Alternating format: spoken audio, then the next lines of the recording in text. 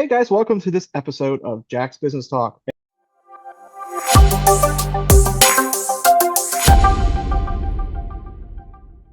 and a missing person personnel from our wonderful community has been Mikey. So we're going to start with a catch-up video. So what Heinz 57 flavor are you, Mikey? I'm hiding in the shadows flavor. So Mikey, you've had some awfully big things that have happened over this past at least month or so. I did recently get married in Japan. Does it hold out here in the States? That's what we're working on now. So I've been shopping lawyers for that. ChatGPT actually helped me pick a place to propose. It was in Tokyo. We went to a shrine that I went when I first visited to Japan about 8 years ago. So I asked ChatGPT, hey, where would you recommend I propose? Hmm. I bought a $20 Amazon ring and we went to the shrine. ChatGPT recommended a garden area off to the side that you got to pay a small admission fee. I went there. We were walking around. There was so much people. I didn't want to propose at an area where there's so much people. Hmm. Finally, we walked around this area by a bridge. It was empty. And I'm like, this is my chance. This is my time. So I did the proposal and it worked out really great. And I made a mistake putting the ring on the wrong hand. So we get a good laugh out of that, but we had a great time. We didn't we just went to the government office to get our marriage certificate. It was $4 in total. And our plan was to keep it as cheap as possible. So we had a nice vacation, but a really cheap wedding. Cool. And she was okay with the ring from Amazon. For now, and we went shopping for a legit one, but that won't be ready until September. Okay. And then what happened? And then, so then I said goodbye, and now she's planning to come here in November. Okay. Yeah. And she's coming to the event in February. That remains to be seen because when we're talking with the lawyers, it may take anywhere from a year and a half to longer for her to Uh, officially get over here. So that's what we're kind of waiting and seeing. And I always ask this, do you have any advice? Let me think on it. Okay. Relationship and investing, that combination. Yeah, I think I'm not going to have an answer for that on this video. I think it's something I have to think about. So here's something I found out. I'm not going to tell you what it is because I'm still working on it. But I have a wedding present in mind for you, and Amazon is making it next to impossible to do it the way I want. So I might have to go and custom order it, and it might take a month or two, and then just ship it directly to you. Or I might be in Pittsburgh at that Oh, that's time. true. Yeah. Save you on shipping costs because I know it gets kind of expensive to Hawaii. Yeah. But I have something in mind. Well, thank you. I really appreciate that. We really Yeah, appreciate that. yeah. I do have something in mind, and Amazon's making it next to impossible. I Yo, didn't think it was going to be so hard. Bezos, what's up, Bezos? Come on, do better. But so tell us what else is going on. I only hear about your stories on other people's channels and stuff. Let's see. I did close on a triplex. What? I told you. I know, but you tell people that subscribe to the channel. Oh, yeah, so close on a triplex and This is something kind of been going back and forth on. Finally got to a point where the numbers made a little bit more sense. So that's when I went for it. Took about maybe 6 months, 6 months going back and forth. Now it's stabilizing because there's all the once you get a property, it's you gotta kind of walk in and check it out, see what needs to be done. So going through that, and I mentioned this on another one, but I got hit with a tree bill that, Yeah. and you helped me out a lot. Is the tenant was saying that there's dead limbs in the tree. It was really overgrown when I saw pictures of it.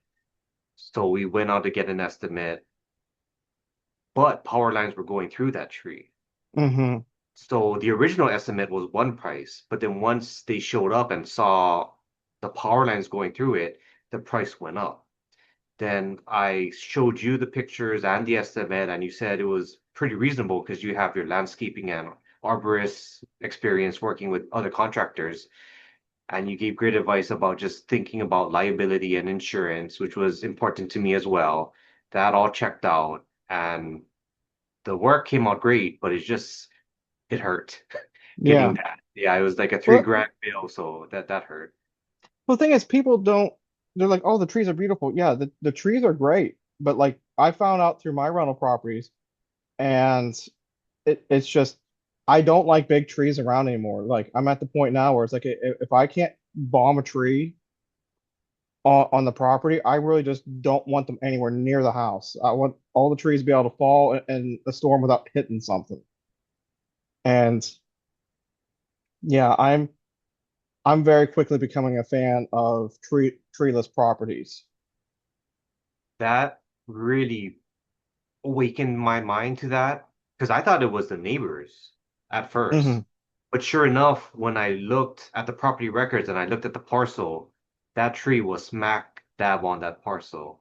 So it was another learning lesson, tough one to learn, but these are the kind of things we go through, right? Yeah. The the other thing is too. I have another tree that has to come down this year. You might find the story a little bit amusing. So it got struck by lightning, and you can see the branch. It looks like like it's all mushroomed out and stuff from where the lightning hit it. And I told Cynthia about it. I was like, oh man, we're gonna get. It's like we're gonna take this tree down. It's like, but I'm not gonna do it this year. I'm gonna wait till next year because if it's up, then I don't have to worry about it. It's gonna dry it out. We can use it for firewood quicker. A couple months went past. It got hit by lightning again, and I'm just like, man, I wasn't planning on taking this tree down, but I was like, I might actually have to take this tree down this year. But I'm probably gonna wait till fall, like late fall when it's a little bit cooler. And I might try to rent a wood chipper to run the brush through, just shoot up on the hill, and everything else I'll cut up and At what point would you decide to trim a tree versus taking it completely down and leave the stump? I think, and this is a little bit of out of my area, but technically, if I remember right, there's only three species of trees that you can actually successfully prune, No. you know, correctly. And I can't remember what they are off the top of my head, but the best times to do them is either late fall going into winter or early spring coming out of winter, and that way it has time to for growth and stuff. You don't want to do it in the summer because it's still providing nutrients or something like that to those leaves and stuff and has a hard time recovering for some reason. I forget I forget the reasons why. I just kind of know this, but I forget the reasoning behind why. But so like I think early spring is probably the best time to do it. I mean, you could do it either like fall or early spring, but my personal opinion, I think early spring's better, just because then you don't have to worry about animals screwing with the cuts and stuff. But yeah, and it's not all trees you can do that with. There's, and that's the part I really forget. Yeah. Never thought I would be researching trees and trimming trees, but this is where we are. I liked this one advice for it's on one of those Alaskan bushcraft shelter places. You know, people I forget the name of the channel. It's not really important, but anyway, he suggested that there be no trees within a 200-foot perimeter of your house, and I've kind of slowly started to implement that. 200 foot. Hmm. Honestly, our trees aren't as big as Alaska, so you could probably get away with like 150, honestly. I'm interested how things are going with you. You're always working on lots of projects. How's the handyman? How's the landscaping, the YouTube, your W2? How's all that going? Well, the W-2 is just it's just a job. I'm not making anything more of it. Um, not making anything less of it. I applied for a job, what was it, like a month or two ago, and they turned me down. So I handed in my laptop. I just said, well, then I was like, then I'll just stay an operator. It's like, this is what you want anyway. They're like, well, and they tried to talk me out of it, and I just said, no, no, you made your decision clear. I was like 34 times in the past 5 years of applying for different jobs. It's like you've made it perfectly clear at this point. So yeah, I'm just in my position, and handyman's starting to pick up a little bit. Landscaping's picking up a little bit. I got a few more bigger projects, and I got here in August, the plant shut down for half a week. I really want to crank out this one bigger project, try to hit it hard, and I want to try and wrap things up. I think it's like the first week of August or the second week of August, and I really want to try and crank and get that project done. And yeah, after that, I got a few more a few more things lined up, and just keep plugging away. Nice. Is the handyman, are you sticking only in your area or would you go further out? I hit a bunch of different areas. I kind of so I'll do anything probably within like a half hour of Pittsburgh. So like I'll hit my own stuff, and I would probably go down to Canonsburg, and I would include your area too, Interesting. Okay. because I don't think from what you told me in the past, some of your stuff is really all that much further away than where I'm at right now. Yeah, I think the farthest away, because for you it'd be an hour drive to Butler or Beaver, sorry. It depends on where we're at. Ambridge. Ambridge, you can send me an address later. I can tell Okay. you. Okay. But yeah. So I mean, even if it's a little bit further away, it doesn't matter. But yeah, it's been going good. Staying busy, keep making the Monies. monies. What do you have any high level thoughts that's been rolling around in your brain about investing recently? I thought you were gonna ask my opinions of the grand illusion of time and space, time continuum, and I mean, my goal is to hopefully by the end of this year, early next year, I'd like to try and get to the point where I can buy another rental. But I really got like too many projects going on right now. Like I got the sewer line thing on the one rental property. I want to get a roof job done on another property, and then over the winter I want to get that unit fixed up, and I think it's going to lead into almost a complete rewire job. But so I'm not going to name names. I'm not going to name names. But I found a electrician I was really, really happy with, okay, that worked on my property. And I recommended them to another person in the ORAC community who's already investing here in Pittsburgh. And I've been working in that person's unit, and I've been kind of working side by side with the electrician. And seeing his work in person, he's crushing it. Like he's knocking it out of the park. Like I'm even more impressed seeing the work that he's going into than I was when I walked through at the end on my own stuff.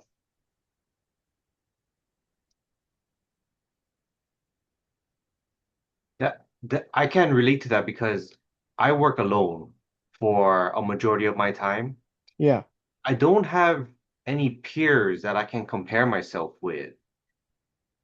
It is, I know they say don't compare yourself, but you can take someone else, see what they're doing, and it lights that fire in you.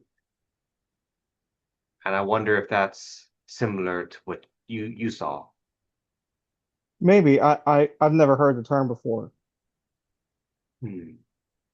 Like being able to see that electrician crush it, and then you're starting your handyman business, Mhm. and you're saying, "Oh, okay, I can see how he puts the work in," and then you can re transfer that over to starting your business.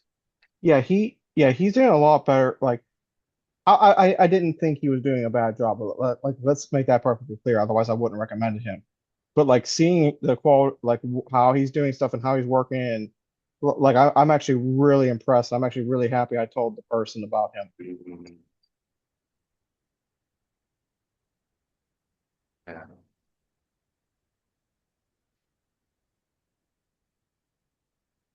And you're also looking at another market, Yeah, thinking about it, thinking about it potentially. I think and it's going to be a backup prop area. I don't think it's going to be too much of a primary. Yeah, because I think my primary focus is going to be like where I already have half the portfolio and then the other half of the portfolio. But I think I'm going to focus on a third area a little bit because the market it's not like I'm learning a whole new market from scratch. And it's like I know what Zuber says and stuff, but it's identical to what I'm already investing in. Like the rents are exactly the same, the housing prices are about the same. So it's like I'm not really relearning everything. I'm just learning good and bad areas. And there's other people that are in the market, so I can kind of speed up the process greatly, you know. so would you say for the handyman, the landscaping, what is the percentage of your time? Is it more handyman or is it more landscaping right now? I'd say it's probably more handyman, honestly, but I could see it going either way. But honestly, I really don't want the landscaping to get too big because just for the simple fact that although I have the equipment and I'm not gonna not do it, I'm kind of already getting to the point which is like, okay, I can kind of remember why I wasn't enjoying it as much, and I want to at some point either bring another employee on once it gets big enough and I'm leaving my W-2 job, or just give up the landscaping altogether because it's like I don't necessarily want to work in heat, like in the humidity and stuff. I don't really like, being what I have to wear inside of my W-2 job, all the PPE and like those all stuff because it's medical grade. But I don't know what to call them outside of the company. But basically, we wear gowns and masks and all that kind of stuff. So it's like the gowns make you sweat and makes the poison ivy worse on your skin. Poison ivy doesn't bother me, but with that and sweating, keeping it moist and stuff, it just makes it real bad.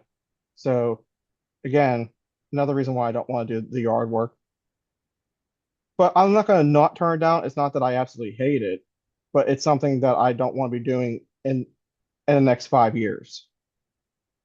So if there was a pie chart, you would want your handyman to be a larger percentage of that pie, and the Hmm. landscaping to be more what what you can control, maybe that extra side money, but the handyman you want to grow to a larger percentage of that. Yeah, and Jim from Grump Ass Contracting has been helping me a little bit in the mindset and stuff. He was suggesting to help with the dead times once I get a few things taken care of, buying a sewer scope system and see in the area if you have to be a licensed plumber to actually do that for home inspections, or if I can just advertise it and do it.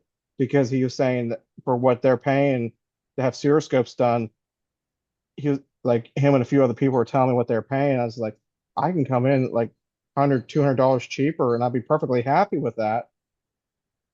And it doesn't take anywhere near as long as some of these projects ago, and you can easily schedule them in. It's just like I could probably do, I don't know, even on a short day, like because I work night shift for those who are watching this and don't know, I could wake up at like 1 o'clock in the afternoon and still go do like maybe five of them. Absolutely. And wasn't Matt talking about going to Home Depot, buying a scoping system? He was, They, but I wasn't paying full attention when he was talking in that moment. I kind of missed what he said. it's almost like they're for their inventory, if they have their rentals, if it reaches a certain use point, then they sell it and it's marked off quite considerably. So I wonder if you could go to your local Home Depot and say, hey, if you have any type of augers or scoping systems, let me know because I'd be interested in purchasing that off. Yeah, yeah, sounds like an idea.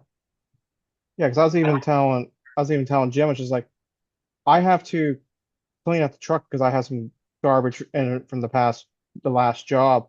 But I want to get that stuff out of there. A couple other things I'm not using on a regular basis. Throw a couple tools in it, and I was like, I already have the space in the truck to put it. I was like, I know exactly where I would put it. Especially with how we talked about the older plumbing and how important it is Hmm. for sewer scopes and let that be more known for home buyers. Well, I So think the it other thing is too, I would advertise using real estate agents and be like, yeah. hey, blah blah blah blah, I do sewer scopes, blah blah blah, and you can use this as part of your because they usually just have a plumber do it, and the plumber's going to charge a lot more. You have me curious. And for the amount of time in coordination with a home inspector, you're in and out. Yeah. Yeah.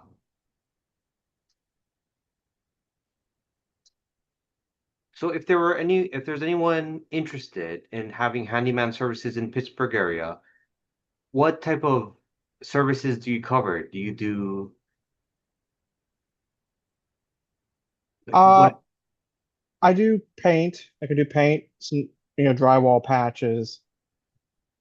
I can do, cat or like cabinet installations. I can do, backsplashes installations. I can install vanities. I don't want to do showers at this time. That they take up too much time. I'm not saying that they're not a huge money maker. I don't have the time with everything that's going on to make it, I don't want people to have to be waiting for me. So I want to stay away from those for the time being. I can do some flooring. I won't do carpeting, and I'll do smaller tile stuff, but I don't really want to do tile, but anything else is fine. maybe we can clip this out and if anyone asks, hey, what services do you provide? Boom, you can just this. Yeah,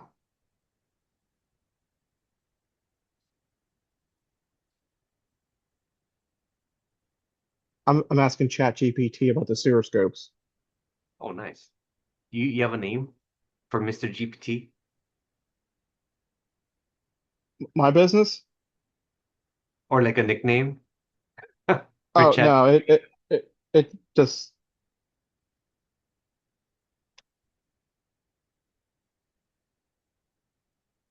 I don't know, it didn't really answer the question.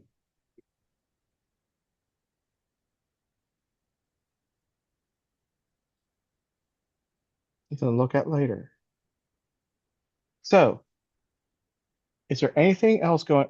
Oh, I'd tell you something else that happened since we talked. I got, well, no, I think this happened right before you went back out to Vegas. Or, not Vegas, Japan.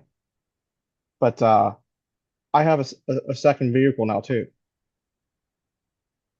Oh, you bought a new used one. Sort of.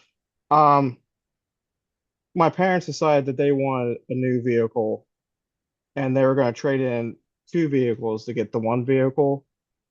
And they saw how little that they're going to give them for the truck. So they said, for what they're going to give them, I put that into it last year, and they said it's worth four times that if they sold it off market. They don't know why they're trying to gouge them so badly on it. They said, "Here you go, truck's yours, have it." Yeah, so it's an '09 Silverado. I forget the mileage on it. It's not even 100,000. It's like low 90s. It's amazing because sometimes there's blessings in your life where you're timing things and it just works out really well. Like you're Hmm. starting the handyman business, then this vehicle comes right in, which fits alongside storage for your tools and things like that. That's Yeah, great. I'm actually thinking about using the my smaller truck, the Frontier, as most of the handyman stuff because it's easier to park and stuff.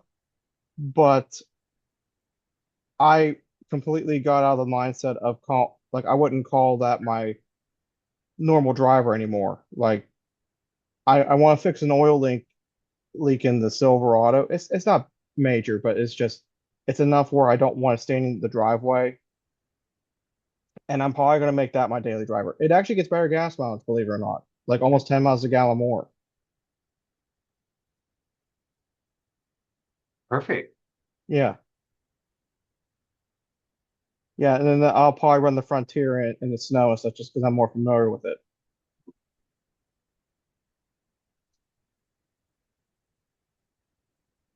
I actually And like this. I actually like the Silverado because I can put my laptop and I can actually work in the vehicle with the laptop and stuff. what type of laptop you have? Oh, it's just this little Lenovo that I'm using right here. Oh, cool. Oh, Yeah, Lenovo's are heralded. They're really good. I like Lenovo's. I had a couple HPs and they blew up on me within a year or two. Lenovo, like these weird Lenovo's are like the only thing that seems to last. I must be very mean to them or something.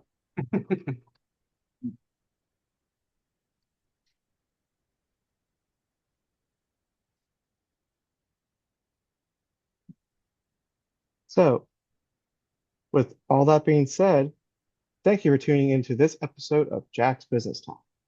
Thanks, Jack.